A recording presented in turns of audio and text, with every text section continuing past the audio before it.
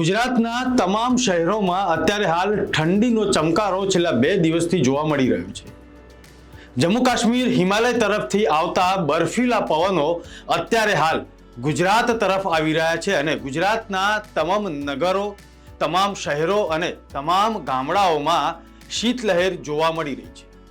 કેટલાક નગરોમાં વહેલી સવારથી જ ધુમ્મસભર્યું વાતાવરણ પણ જોવા મળી રહ્યું છે અને ક્યાંક સુસવાટા મારતા પવનો પણ અનુભવી રહ્યા છે। અમદાવાદ સહિત રાજ્યમાં આગામી 2 દિવસ સુધી આ જ પ્રકારનો માહોલ જોવા મળશે તેવું હવામાન વિભાગે જણાવ્યું છે। આવો જોઈએ ગુજરાતમાં અત્યારે હાલ ઠંડીનો ચમકારો કેવો છે। મુંબઈ સમાચારનો ખાસ રિપોર્ટ। રાજ્યભરમાં ઠંડીએ પોતાનું જોર બતાવવાનું શરૂ કરી દીધું છે। એવામાં હવામાન વિભાગે પણ આગાહી કરી છે કે આગામી 2 દિવસ રાજ્યમાં તાપમાનમાં 2 થી 3 ડિગ્રી સુધીનો ઘટાડો જોવા મળી શકે તેમ છે। ઠંડીનો ચમકારો વધશે। ગત રાત્રે કચ્છના નલિયામાં સરેરાશ લઘુત્તમ તાપમાનમાં સામાન્ય કરતાં 3 થી 4 ડિગ્રીનો ઘટાડો જોવા મળ્યો। રાજકોટમાં 8.2 ડિગ્રી ઠંડીમાં ઠૂંઠવાતું જોવા મળ્યું। આમ એક દિવસમાં રાજકોટના સરેરાશ લઘુત્તમ તાપમાનમાં 5 ડિગ્રીનો ઘટાડો જોવા મળ્યો। આગામી 3 દિવસ રાજકોટનું તાપમાન 10 ડિગ્રીની નીચે જ રહે તેવી સંભાવના પણ છે।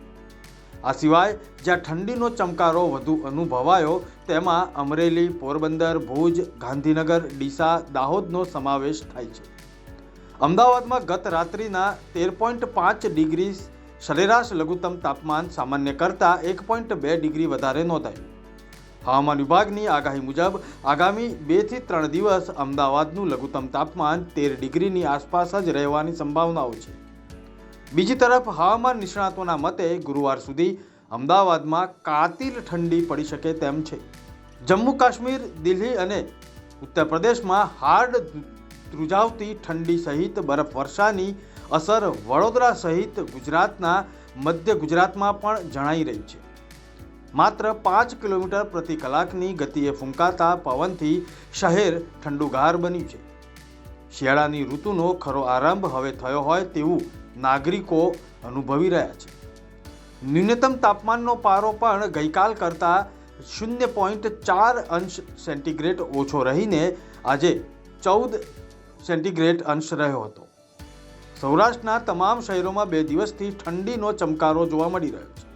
ઠંડીનો પારો નીચે ઉતરીને 11.0 ડિગ્રી સુધી નીચે ચાલ્યો જતાં જ કાતિલ ઠંડીનો અનુભવ કર્યો અને બર્ફીલા ઠંડા પવનને કારણે શીત લહેર પ્રસરી ગઈ છે। આ ઉપરાંત શહેરીજનો અને પશુ પક્ષીઓએ ભારે ધ્રુજારી અનુભવી છે।